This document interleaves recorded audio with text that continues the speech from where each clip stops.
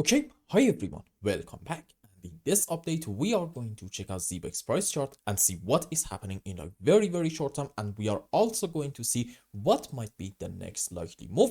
But before we get into all that, we are going to talk about this very important tweet. So, in case that you have missed it, ZBC dropped a tweet from Sibos Frankfurt, which is basically one of the biggest global meetups for the banks and payment providers.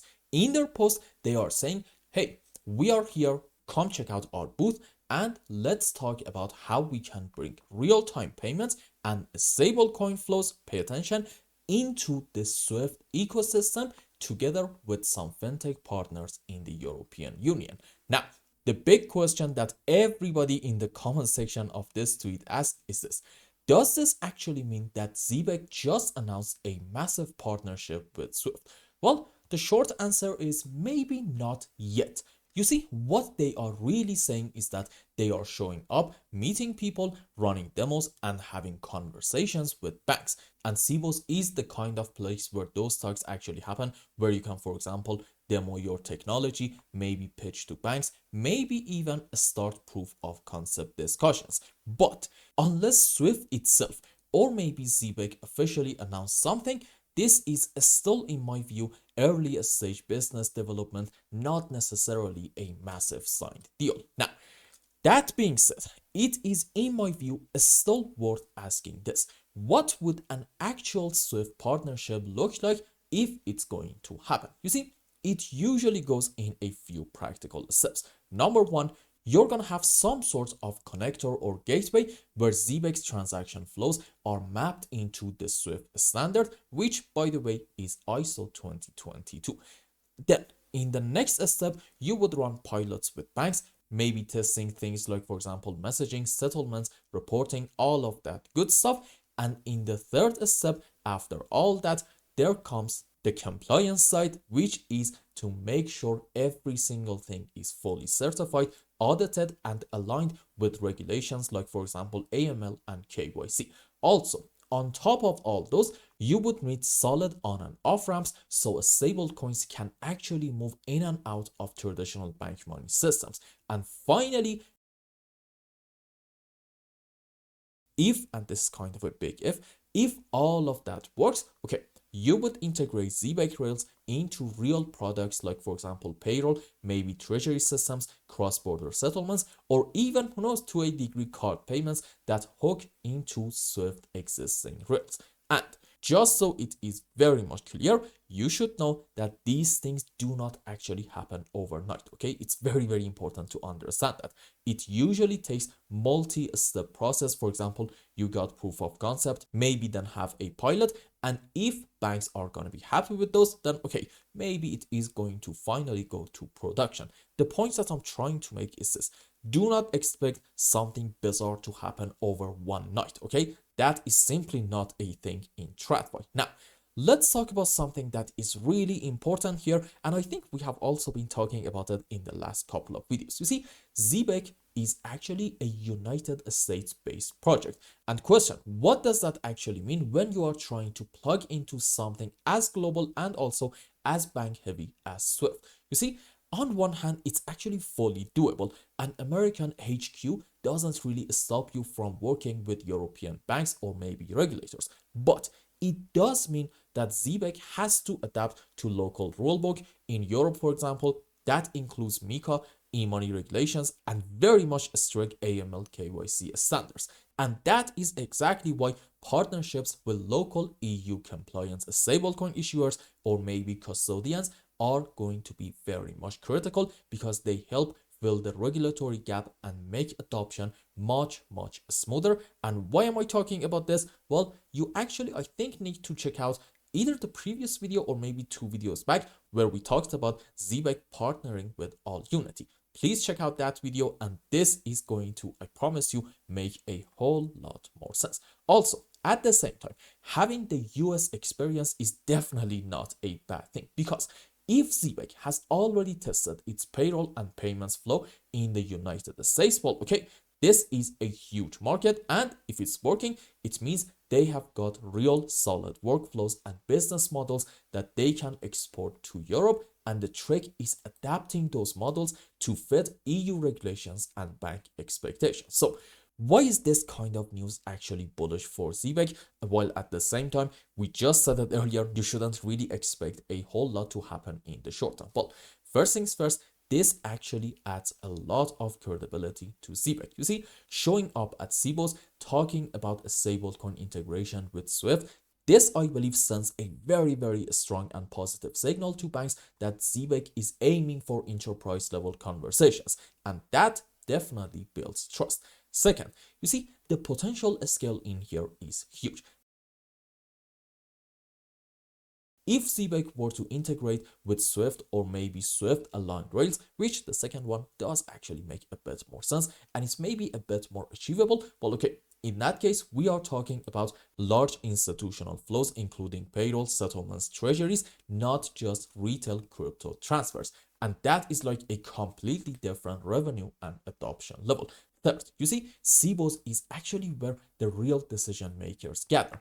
If ZBEC can secure even a couple of pilots with banks, well, okay, it is going to definitely cut down the time that it usually takes to scale in traditional finance. And add to that, for example, the fact that Swift and other banks are already experimenting with tokenization and ledger-based systems, and ZBEC's positioning all of a sudden is starting to look very much smart. So, question.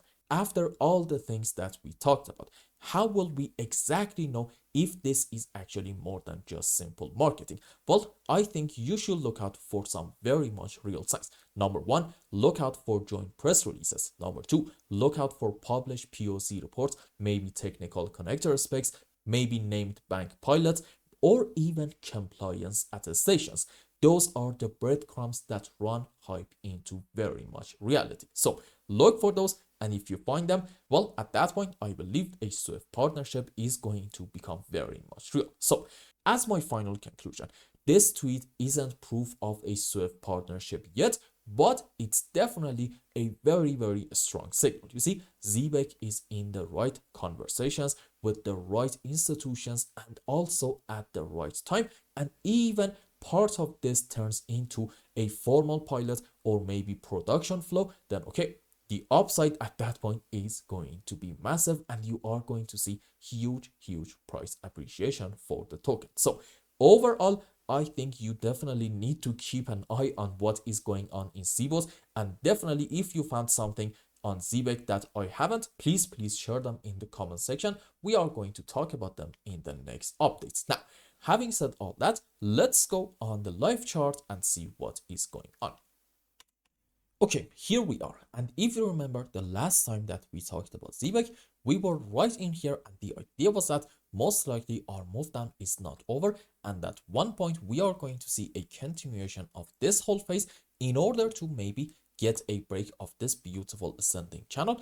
And we specifically, I believe, said if you want to talk about this bearish candle with a bit more confidence, just be a bit patient and see, are we finally going to get a break of this channel or not? And as you can see, since the previous video, we actually got a bit of a move on the upside. Question though, does this mean right now we should be optimistic? Well, unfortunately, I don't really think that I have good news for you. You see, if you want to argue that we're going to have our final low round here, then okay, off of the lowest low in this region, you have to be able to find, in terms of Ilios waves, a 1, 2, 3, 4, 5 wave.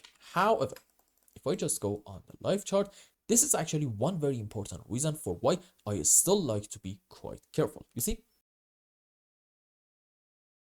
even considering this phase down, the lowest low is still this one right in here.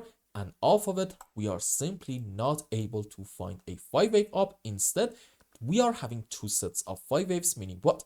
Yup, these are probably the subwaves for an ABC in form of a zigzag, which sort of kind of got confirmed when we got this move down, and in it, we took the low of our B leg right in here. And by the way, for wave B, I think we are having an ABCDE, a triangle structure. Now, here's a very important point. There is actually a chance that in ZBEC, let's say in the next 48 to 72 hours, you are going to see another move on the upside after having like a couple of hours of pullback. Why? Because this can be, excuse me, let's just say this one, 1, 2, 3, 4, 5 wave up, into an A leg, correction for wave B, and another move up into wave C. And overall, you can say that maybe this whole move is going to be on the same degree as this one, which in that case, you can actually use Fibonacci's to have a decent idea of what might be the target for the coming move up if we are going to get it.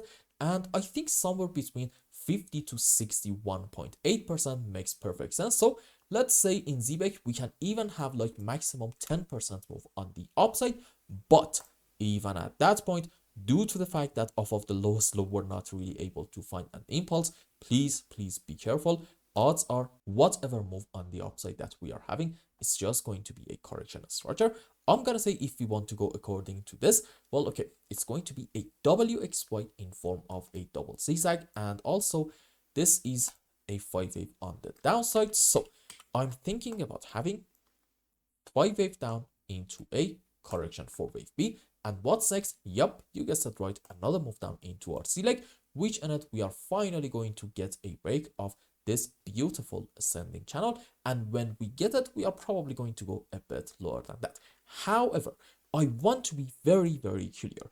This absolutely 100% is not going to be a short opportunity in ZBCN. Okay, please understand that, because I think this is probably going to be the last dip down before having a massive rally on the upside. Why do I think that we're going to get a big move up? Simple. Let's go on H4 time frame. You see, in ZBEC, it seems like that in this whole phase down, we are having a very slow and choppy move. Let's just real quick compare timing wise.